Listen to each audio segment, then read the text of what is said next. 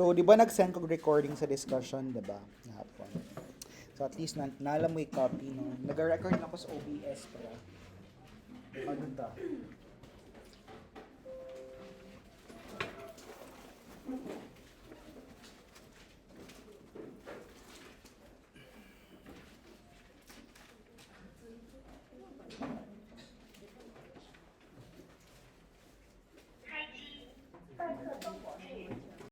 Hello, good morning. Mic check. Okay. So, can I have your attention, everyone? So, let's begin with the theory of social cognitive theory by Albert Bandura. So, the theory of Bandura is actually more of an extension of the theory of Skinner. So, you can see na daghang concept parehas sa behaviorism, but gi-extend niya because unsa man tong factor na yang i-add sa environment and behavior. The person factor, very good. So he added the person factor. Not only the environment that can affect the behavior can affect the environment can affect the person can affect the environment, and the person can affect the behavior can affect the person. So naay mga causation. So dili siya linear. This is the triadic causation or what we call the triadic determinism. Reciprocal. So naay reciprocation. So aside from that, it's a combination as what I can understand. More siya combination siya ni trait theory of ni behaviorism because na a person or human agency or human factor. Understand? So the most outstanding characteristics of humans now is plasticity. Because as a human person, we are flexible, adapt, and to adjust to a variety of situations, diverse ones. Diba? If may problem, we can adjust to it. We're able to manage our behavior through self-regulation. So, moto siya, no? Na a concept called agentic perspective that humans have the capacity to exercise control over nature and the quality of their lives, and people can regulate their conduct through both external and internal factors. And also, people attempt to regulate their behavior through moral agency. Okay? So, I hope na later, mato siyang ma-discuss one by one. So, nagbasa ka mag-book na, okay? So, nating concepts, observational learning and vicarious learning. So, let me just differentiate it to you. When I was studying for the boards or for this subject, observational learning is more of, ginatanaw ni mo siya, pero wala ni mo siya ginabuhat in actual practice. Let's say, ginatanaw ni mo kung giyon sa nihag ayo ang isa ka butang. So, naisa ka object, ginaunsa niya o gamit. Observation lang siya without performing the behavior. Ang vicarious learning class, this requires practice. Let's say, learning a TikTok dance, di ba? Pag mag-learn mong TikTok dance, di ba? Inyo mo siyang i-practice yun kung saan ang mga steps, di ba? That is vicarious learning with the actuality of performing it. Understand? Para hindi na kayo siya libog. Okay, so moving forward, let's go to the process, how learning happens, because the theory of Bandura is a theory of learning and a theory of modeling. Take note, modeling and learning ang theory ni Bandura. So we have attention, retention, production, and motivation. So listen properly, this is how learning happens. First is attention. So in attention, you can pay attention to the model and perceiving the model accurately enough. Let's say, staying awake during driver's class or driving class. So, mag-pay kang attention kung sa ginabuhat sa nagatudlong mag-drive sa imuha. Then, retention is you are remembering or recalling the model's behavior so that you can imitate or repeat it at a later time. For this, you use cognitive process to encode mental images and verbal descriptions of the model's behavior. So, in retention, you are like recalling back. Recalling nyo sa itong gibuhat sa nagatudlo mag-drive. So, yung sa niya pag-turn on sa engine, mga brakes, yung ana, you're recalling. Then, production, then you are now trying to practice it now already. So, overt behavior na siya, you're trying to do it already. So, example, getting in a car with the instructor to practice how to shift the gears. And dodging the traffic comes into the parking lot. So, that is production. So, imo na siyang ginabuhat in actuality. And motivation, this is important because this will allow you to continue. because you know that that behavior will soon give you a reward. And example of it is to get your driver's license or to pass the exam. So that is motivation. So these are important and of course the motivation. Kay kani siya ang nagapa hatag og drive sa imong may padayon. So then we have attention, paying attention, retention, production, and motivation. Questions? Nine. Okay, now very understood naman din with the examples. Okay, sige, let's go to next. So I have, this is the triadic reciprocal causation. Not siya sa book. I don't need to further explain it. Kaya ako na siya explain kanina. But my concepts lang yun sa term sa theory ni Bandura na yung i-add lang. Because sometimes this can affect also the human agency or the human factor or the human action. So chance encounters, I don't know for the best reason, na niya di pang appeal niya siya, is unintentional meeting of persons unfamiliar to each other. Let's say, you met the love of your life in MMCI. That is unintentional meeting. Wala nang siya bituyo. Chance encounter, I could see it like more of a destiny, no? Fortuitous event, these are environmental experience that is unexpected and unintended. So let's say, coincidental ba? Muadto ka sa isa ka shoe store, then biglang naguba yung shoes. That is coincidental, no? By coincidence lang siya nahitabo. Fortuitous event ang tawag ana. So, plus, ang chance encounter, tao na siya ha. Ang fortuitous event, butang. Gets?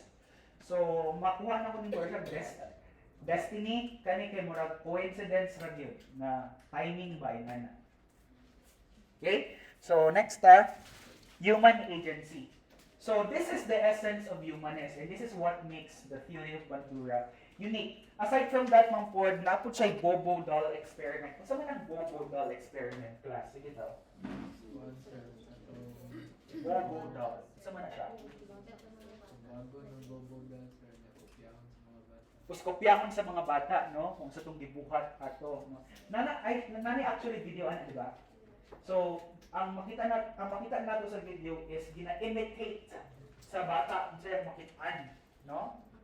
Aggression, no? So, gina-imitate niya. So, na modeling na mahitabo. So, mao to siya, no? When aggressive tendencies, actually, medyo dili siya yung ka-appropriate na sa karon, no? Mag-experiment kag mga ingana. So, unsa tong gibuhat niya sa bobo dahil ibang sumbag-sumbag niya after niya makakita, nagibang sumbag-sumbag pud sa person pud tong naa sa video, no? Mao to siya. Next, let's go to human agency. So, we have core features of human agency. Okay? So, we have intentionality, forethought, self-reactiveness, and self-reflectiveness. Okay, self-intention. Here, let's have the first one, intentionality. This is an intention that you set to yourself. Siguro akong example na lang is going to the gym to become more fit or becoming healthy. So your intention is you want to give yourself that kind of love or that kind of goal. Intention is the reason, it's like your whys. So you have a purpose ba, no? Why you are doing it. The purpose. Ngano nimo siya ginabuhat in the first place? Or ang goal nimo ba, ngano nimo siya ginabuhat? So, you set first an intention. Forethought.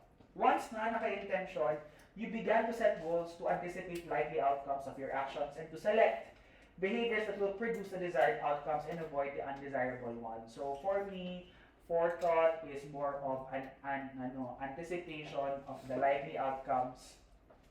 Mo anticipate ka ba? Unsa man ang hitabo sa kuha ani, once I will do this. You began to select the behaviors and that, of course, imuhang iwasan tong mga gusto nimo and the undesirable ones. So, somewhat, you are trying to predict what will happen once you have that goal. Self-reactiveness, process of motivating and regulating your own actions. So, this is by monitoring your progress towards fulfilling choices. While you're doing it, of course, you began to regulate. Usayo mang dili ka gusto magpadayon, di ba? So, ang self-regulation mo, abot na sa point na ma-monitor na nimo imong progress. Let's say, usang mga klaseng workout nimo ang buhaton para ma-achieve ito na goal. How many hours, how many days will you go to the gym? That is self-reactiveness. Self-reflectiveness, somewhat, ano niya siya, different sa self-reactiveness. Here, you are examining what you are doing now, and you evaluate if this is still what you want, if this is still the value that you want for your life. Kumbaga, after nimo siya ginabuhat na for quite some time, mo reflect baka kung mo in line mo siya sa imong goals or dili na. Because sometimes it's easy for us to quit manggod, diba? It's easy for us to stop a behavior. But self-reflectiveness allows you to think about the long term. Purpose niya ba? Ano ang meaning niya sa life goals niyo? Muswak pa ba siya dito kasi mga gusto din sa life? That is self-reflectiveness. So that is part of human agency. So, kumbaga features or process po na siya. Okay? So, do you have questions? Sige. Let's go to self-efficacy. So, this is my favorite concept in Bandura's theory. First mode of human agency, we have self-efficacy. Ito yung kapag alam mo kaya mo siyang gawin.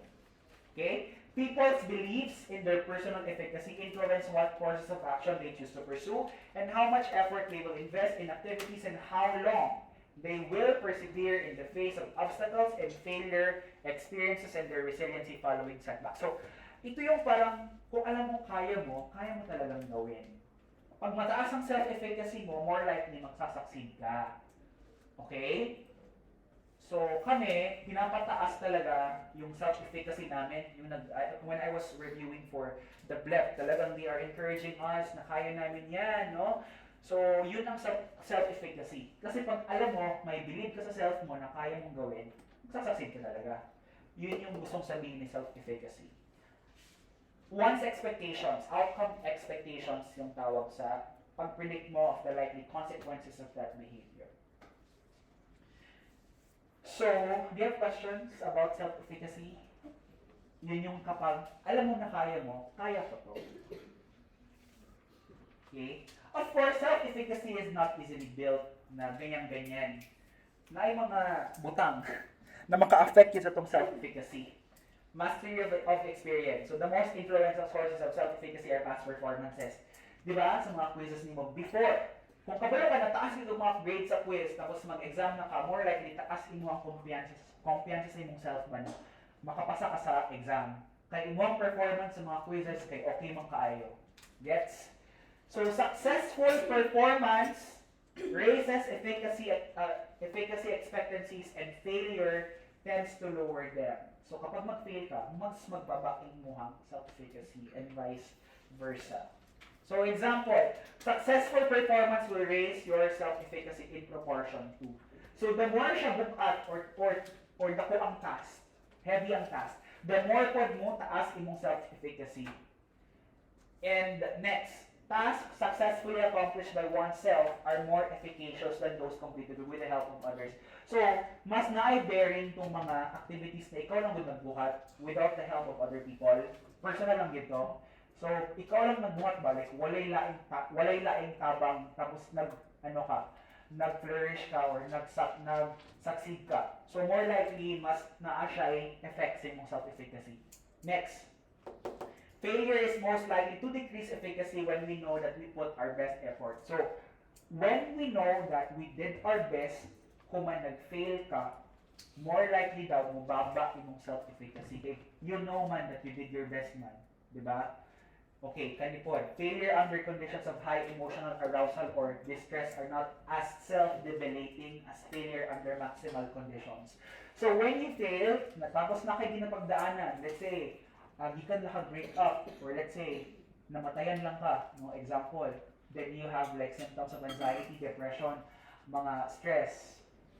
Dili siya yung anak ka-debilitating as compared to those na kabalo ka ng maximal din ng gibuhat. Gets? Hello? Gets ba? Yes, sir. Okay, next, number 5.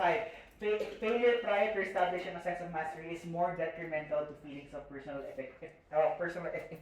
efficacy than later failure. So, in the process daw na nag-learn pa ka, ginamaster pa daw nimo siya, mas na-ay bearing daw siya compared atong mag-fail na ka later on. So, let's say you're trying to learn a skill, na nag-fail ka ba, mababa yung self-efficacy daw. compared atong mag-fail na ka on such later. And 6, occasional failure has little effect on efficacy, especially for people with a generally high expectancy of success.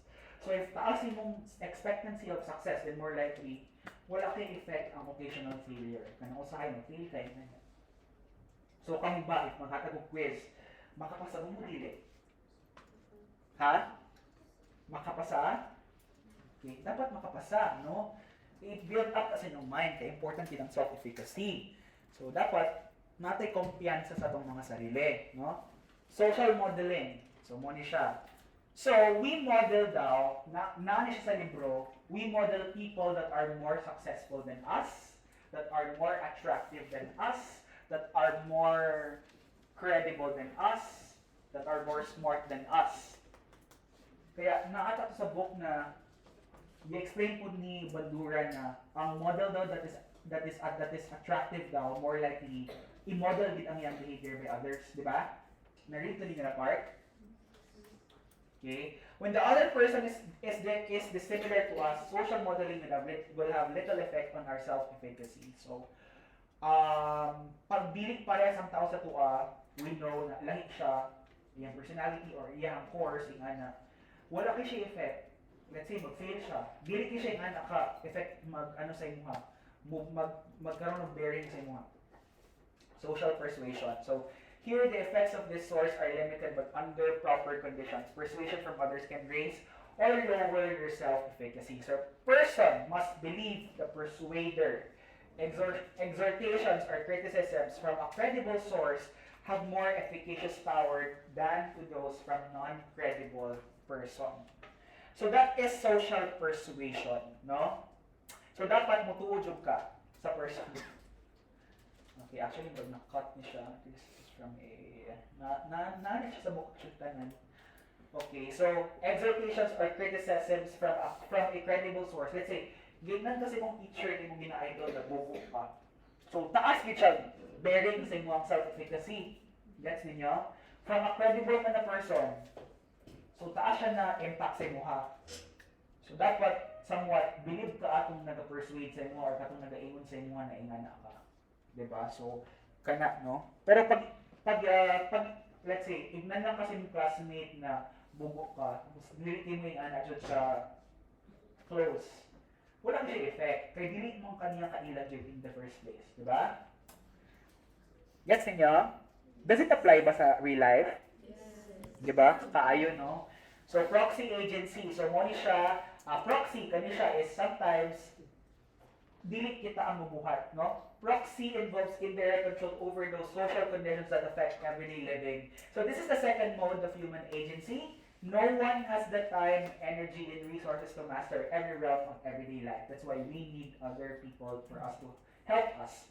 So it's like relying to others. Example ani is mag-hire good ka ng tao sa imong business. Kaya dili man nimo kaya na ikaw lang isa. So naay lain magbuhat ana na task for you. So that is also proxy agency. We are asking for help.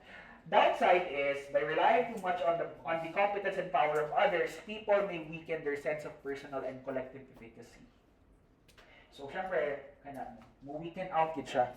Kay magsigila kag salig ba sa laing tao. Proxy agency. Now, let's go to collective efficacy. This is the third mode of human agency. Take note, ha? People share beliefs in their collective power to produce the desired results. Okay.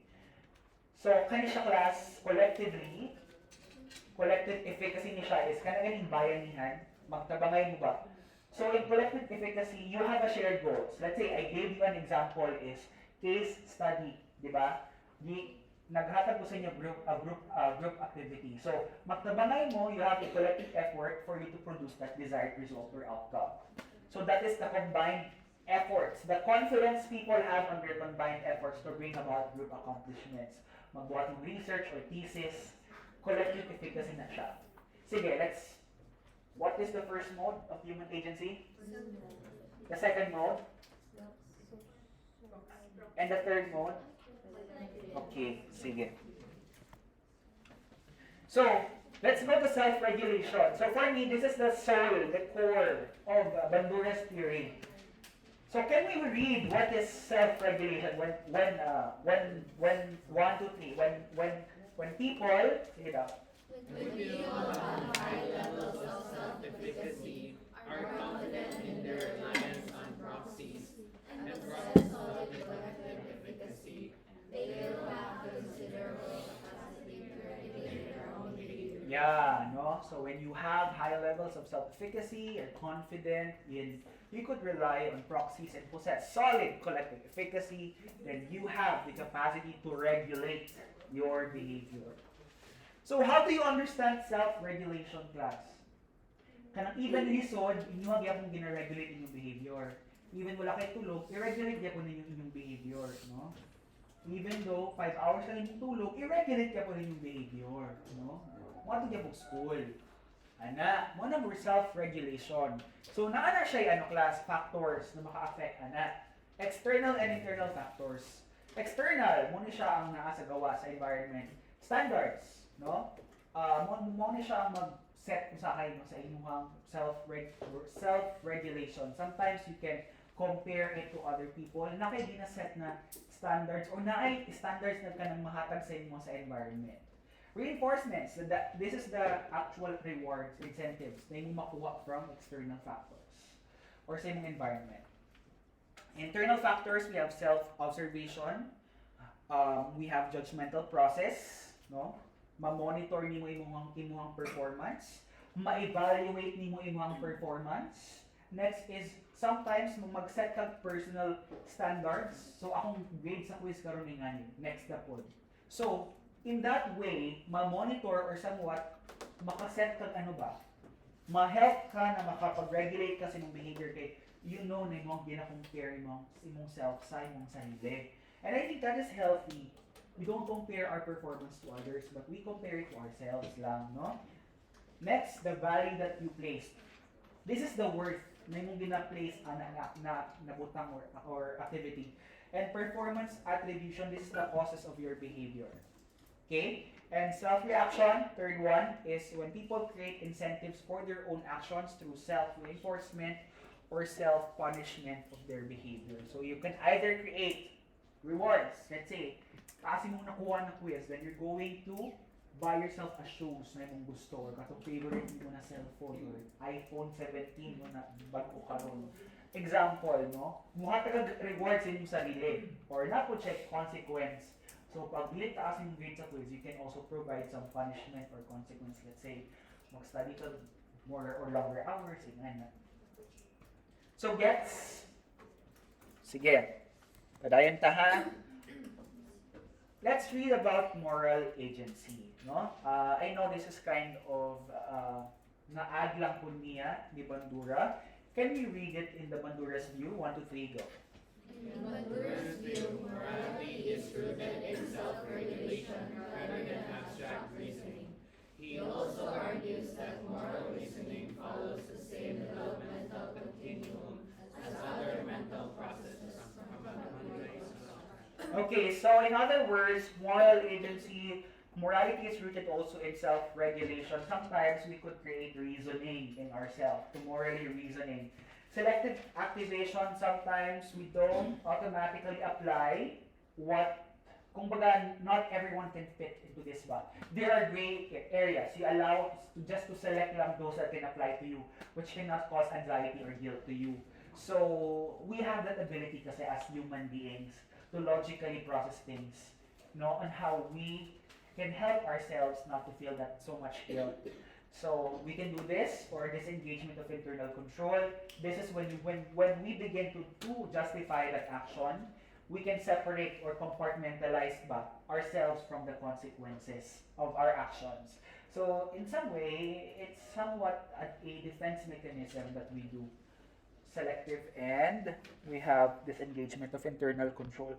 So we can also do these things, redefine the behavior, disregard or distort the consequences of the behavior, dehumanize or blame the victims, displace or diffuse responsibility. So I will not explain this furtherly. It's really not to spoon food you so much. So just try to read more into the book. You can understand that one. Self-regulation. So in the theory of Bandura, the core concept really is self-regulation, that we can regulate our behavior. Kapag nahihirapan ka in reaching a certain goal or something that you want, you can regulate externally, internally. There are factors.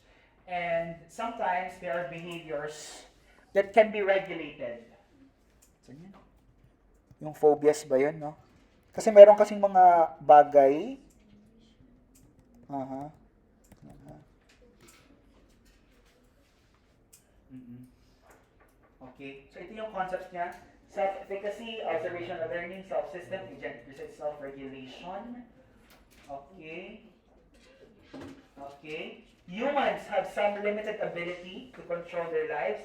It recognizes that chance encounters and fortuitous events shape one's behavior and places more emphasis on observational learning. It stresses the importance of cognitive factors in learning. Human activity is a function of behavior and person variables as well as the environment. He believes that reinforcement is mediated by cognition. Do you have questions? Social learning or cognitive theory? Actually, mag-same kasi duha class. Social learning / cognitive theory. Sige, can you prepare one for it? Let's have a quiz. Huh? 1/4.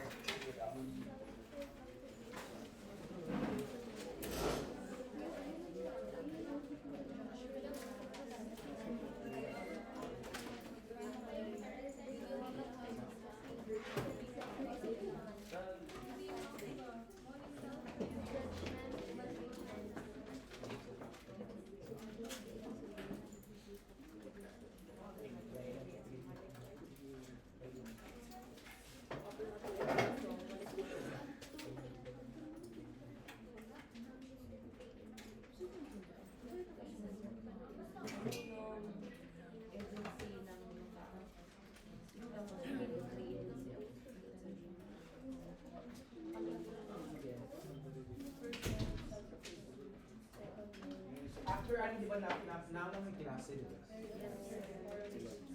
So, choose the best answer. Ano lang, 20 items lang siya tapos times 2 na to, ha? Yes. 20 items times 2. Okay, choose the best letter of your answer. Sige na, sige na. Paduol mo. Uwi kayo.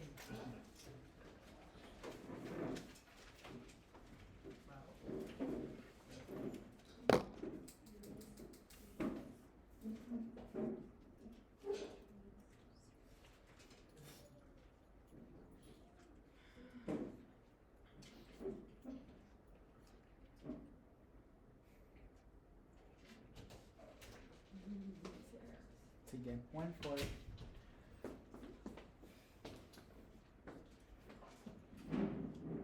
So, class, mag-attend to convention sa next week. So, wala tayo.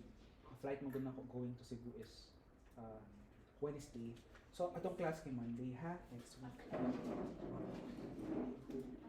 Sige lang, mag-announce lang. Nako dito class for a psychology convention. So, dili gid siya lang here. It's really a convention for psychologists, psychometricians, psych majors, psych professionals.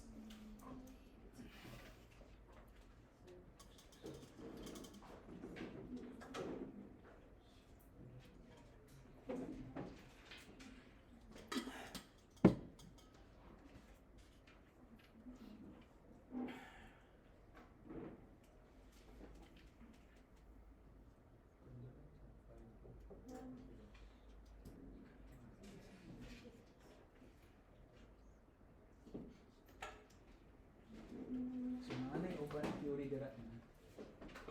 Dili kayo skin na. Pero, okay lang na.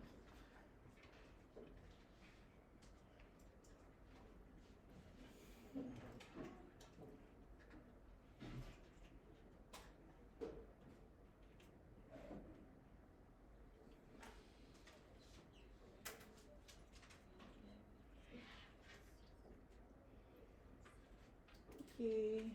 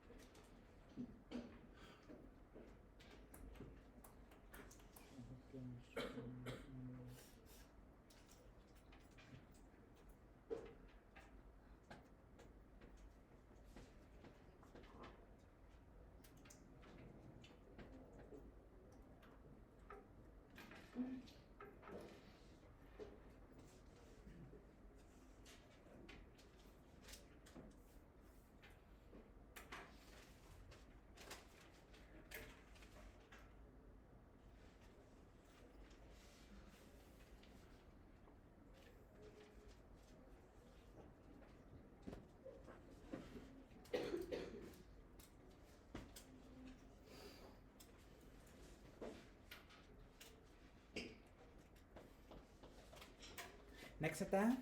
Wait lang, sir.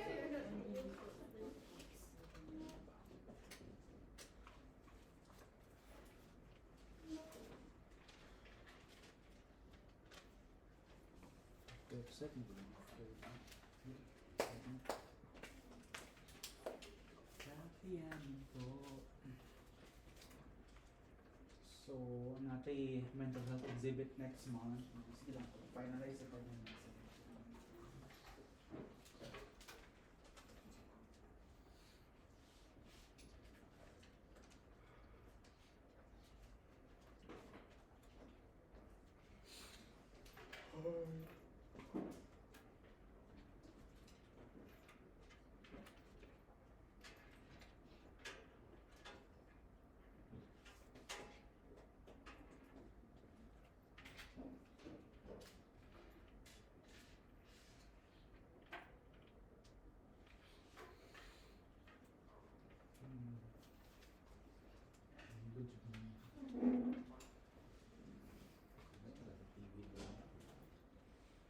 Next time dapat 5 dito.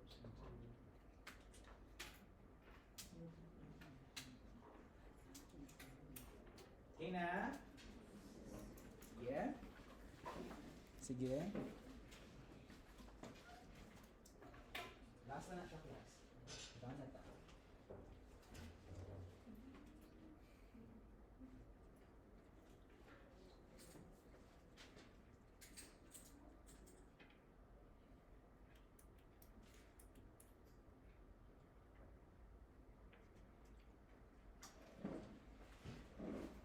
Yes. I forgot. Lang ha. Chill lang mo lang.